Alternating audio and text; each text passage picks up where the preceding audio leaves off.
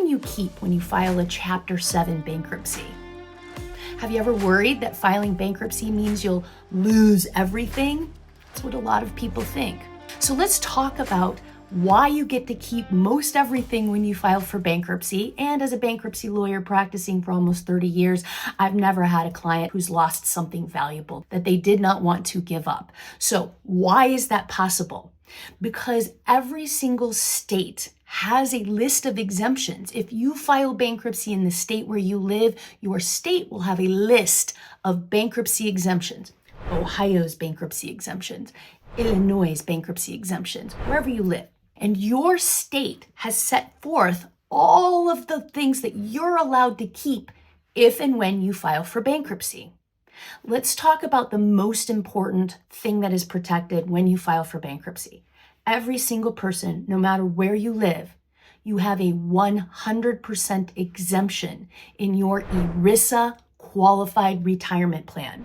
That's your 401k, that's your 403b, that's a deferred comp, a ESOP, TSOP, whatever it is through your employer. If it's ERISA qualified, it's 100% protected.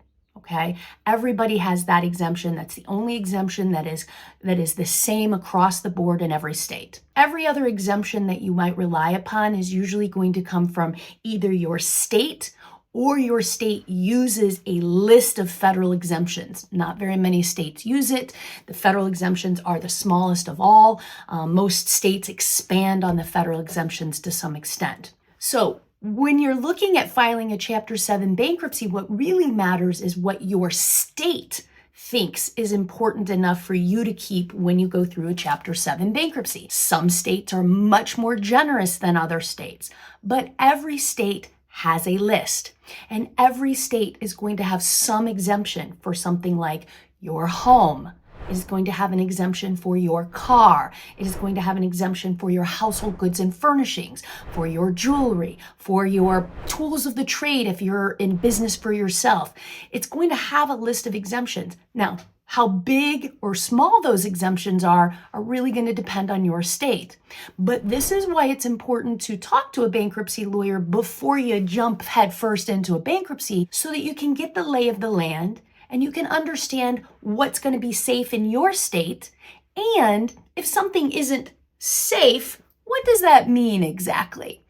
I can tell you that it does not mean that your bankruptcy is over or that you're going to necessarily lose that item. I can just tell you that this is part of bankruptcy planning, and making sure that you optimize all of your resources for yourself is what bankruptcy is all about. So you get a lot of clarity by talking to a bankruptcy lawyer near you, so you can understand what your state's exemptions are going to protect. But as a general rule, what you need to know is that pretty much everything has an exemption of some sort. And so we just need to make sure we know what your stuff is worth so that we can help advise you in the right lane.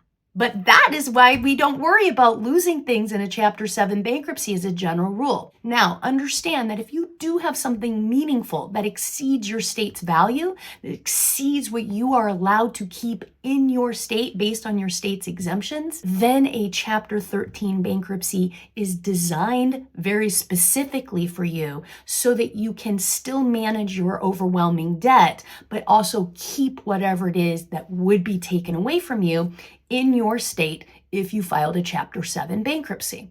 So for example, if I have a home that is worth $100,000 and I don't have any mortgage on it, that means I have $100,000 in equity in my home. In the state of Ohio, your home is safe.